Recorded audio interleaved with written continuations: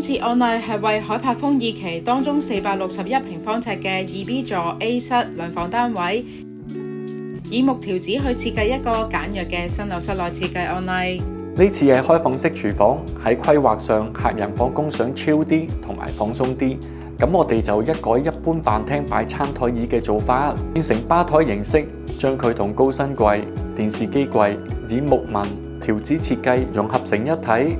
圓角亦都會係全個設計當中嘅元素，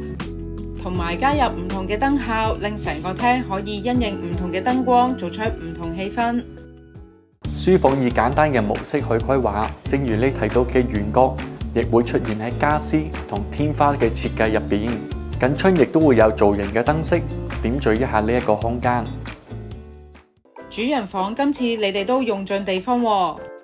係啊，我哋唔想客人換衫化妝要分開地方，所以我哋用櫃間出一個衣帽化妝間，令客人唔使走嚟走去。如果想知多啲設計細節，可以去我哋 YouTube Channel 睇返設計師嘅詳細介紹㗎。